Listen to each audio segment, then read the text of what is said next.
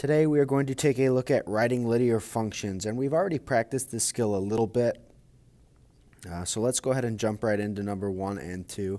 It says write a linear function to model the given graph. Pay close attention to the scale of the x and the y axis.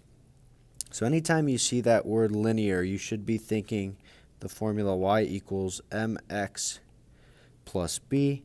And to write a function in this form, we need to figure out the slope and the y-intercept of the line. So let's go ahead and start with the slope. If we're given a graph, best way to find slope is using the formula rise over run. And to find our rise over run, we're going to pick 2 points on the graph. So I'm going to go ahead and pick these 2 points. It doesn't matter what points you pick, you should still get the same slope. I'm going to use these two, and working left to right, so working from our red dot here to the blue dot, we need to figure out how much we have to go up and down and how much we have to go left and right. So let's start with up and down. Currently this dot is between 2 and 4 on our y-axis, so we can assume that it's at 3. Okay. And to get to the blue dot, we're going to have to go up from 3 all the way to 6. So to get from 3 to 6, our rise is up 3. Then for our run, that's how much we have to go left and right. So after we go up 3, we have to go to the right by 1, because we're going from 0 to 1 here on our x-axis. So our run would be right 1. Okay. Turning those into integers here, up 3 is a positive 3, right 1 is a positive 1, and 3 over 1 gives us a slope of 3. Okay, so there's our slope. Second thing we have to find is our y-intercept here, our b value. Okay, and that's simply the point on the graph that's on the y-axis. So where does our line, where does our function cross the y-axis? Okay, and that would be this dot right here that we've kind of already used to help us find our slope.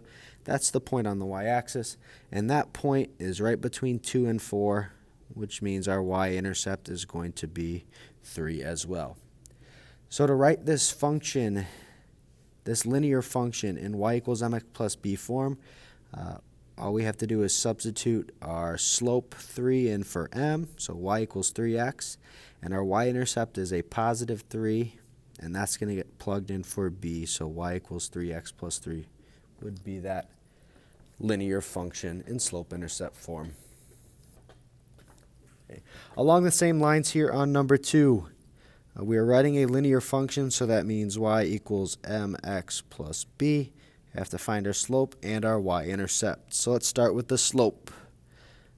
We're going to use that formula rise over run to find the slope, picking 2 points on that graph. So let's go these 2 points here. To find our rise, so working from left to right, we have to go down 1. So our rise is going to be down 1. And our run is going to be to the right 1, 2. So down 1, right 2. Okay. Down 1 as an integer is negative 1. To the right 2 is positive 2. And negative 1 over 2 gives us a slope of negative 1/2. Okay. Second thing we have to find is our y-intercept here. So going back to our graph, we have to find this b value. So take a look. Here's our y-axis, and here's the point on the y-axis. That's at negative 1. So b is going to be negative 1. All right, so plugging those 2 values into our formula, y is equal to our slope is negative 1/2 times x, and then our y-intercept is a negative 1, so we write that as a minus 1.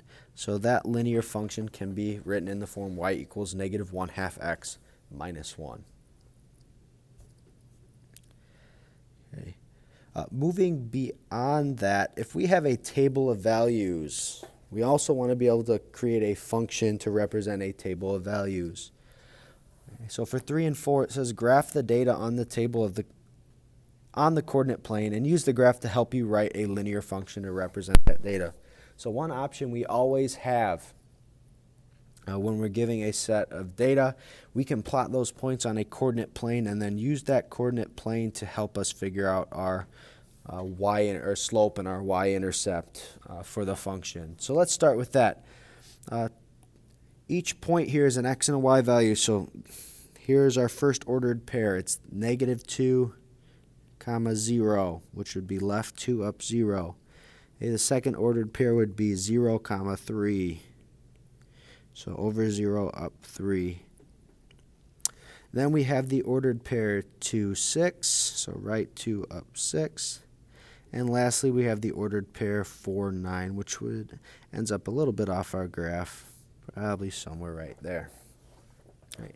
Now that we've plotted that data onto our coordinate plane, you can see that it is going to be a line there, which means we can write a function in y equals mx plus b form.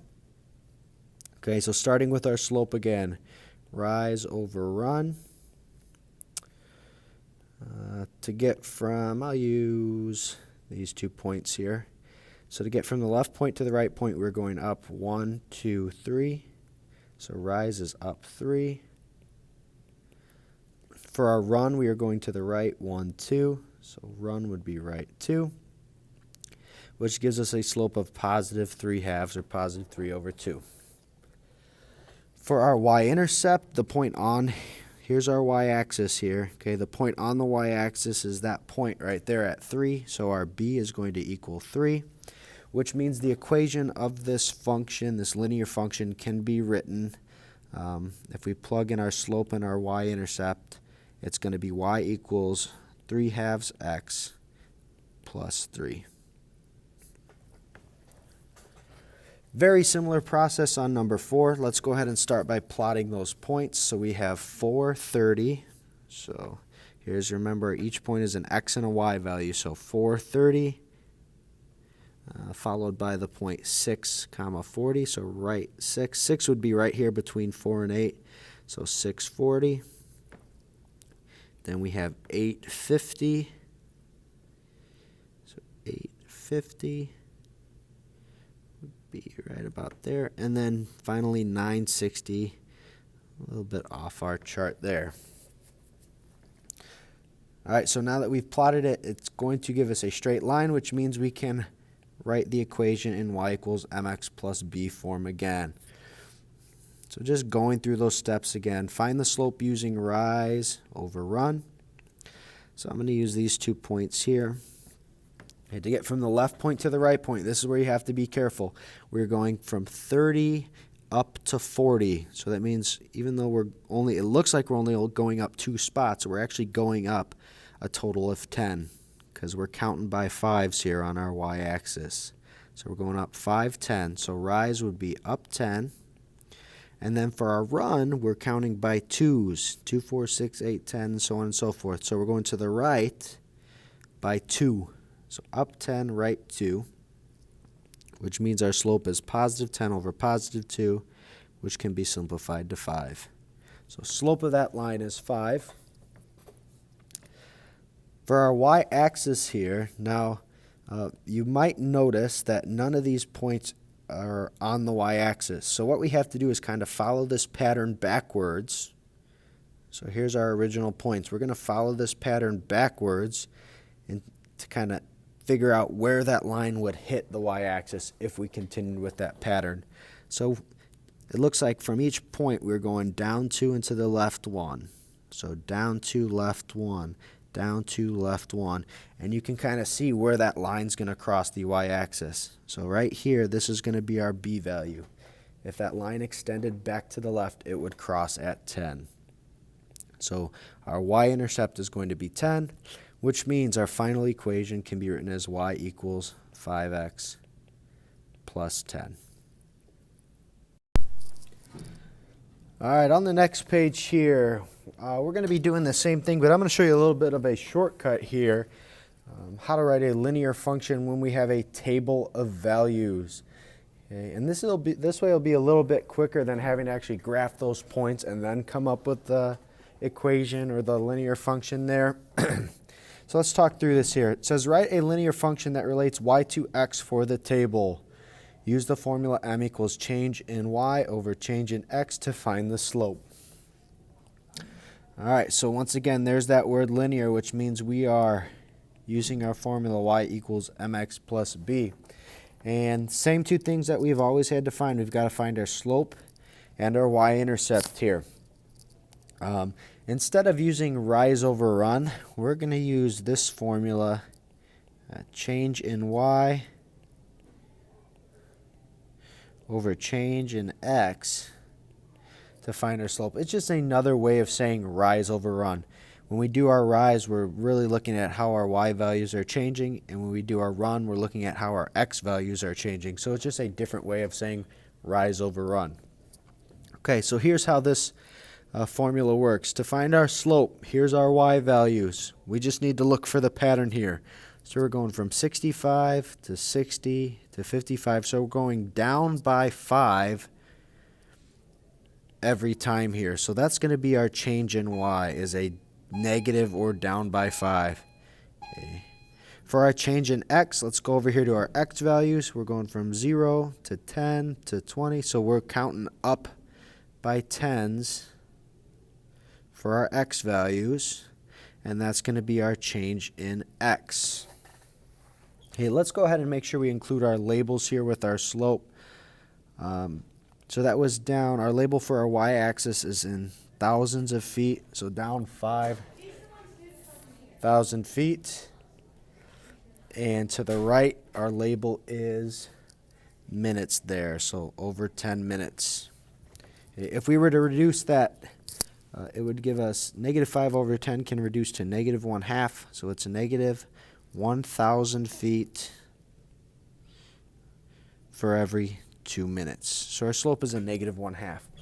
Okay, second thing we have to find, as always, is our y-intercept, so our b value here. To find our y-intercept, we simply have to look at our x values and find where x is equal to 0. Okay, the matching y value there is going to be our y-intercept. So our b in this case is going to be 65. Okay. Now we're plugging those two into our formula y equals mx plus b. And when we do that, we should get y equals 1/2 x plus 65 for our formula, for our function there. All right, so let's work through a couple more examples here. For number 5, writing the linear function means y equals mx plus b. Okay, to find our slope, we're going to do our slope is going to be change in y over change in x. That's another way you can write that formula. All right, so starting with our y values here. Okay, our pattern, we're going from 3 to 5 to 7, so we're going up 2 for our change in y. So m is going to equal positive 2. Notice here that change in y goes on the top. So even though the y value is the bottom value in our table here, the change in y for slope goes on the top of our fraction. Okay. For change in x, we are going from 0 to 3 to 6. So we're going changing by a plus 3 there, or a positive 3, which means our slope is going to be 2/3. Okay. To find our b or our y-intercept here, go to our x values and find where x is equal to 0. The matching y value is going to be our b, because that's the point. 0, 5 is the point that's on the y-axis there. So there's our slope, there's our y-intercept, meaning the final linear function can be written as y equals 2/3 x plus 5. Okay, one last example here. Writing the linear function for this table, y equals mx plus b. Okay, finding our slope first, change in y over change in x.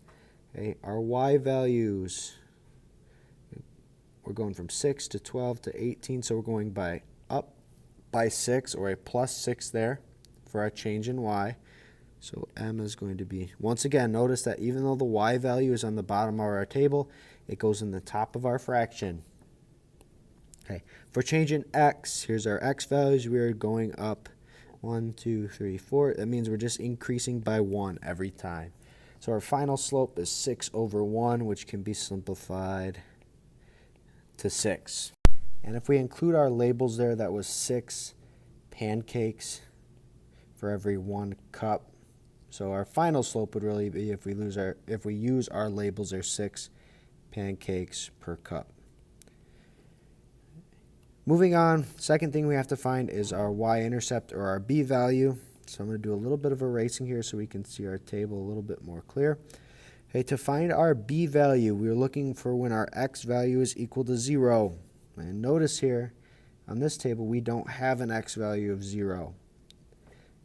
But we can figure out where 0 would go in this table if we follow the pattern backwards. For example, if we go backwards here, 4, 3, 2, 1. Here is where our 0 value would be for our x. Okay. And we're going to do a very similar thing for our y values then. For our y values, we're going down by 6 every time. So if we just subtract 6, subtract 6, subtract 6, 6 minus 6 would give us 0 there as well. So here is the point on our table that represents our y-intercept or our b value there. So when x is 0, y is going to be 0, so our y-intercept is 0. Finally, if we want to write that function, that linear function in y equals mx plus b form, we can plug in our slope and our y-intercept. And when we do so, we should get y equals 6x plus 0. And like we've kind of touched on before, if the y-intercept is a 0, you don't need to include it there. You can just write that function in the form y equals 6x.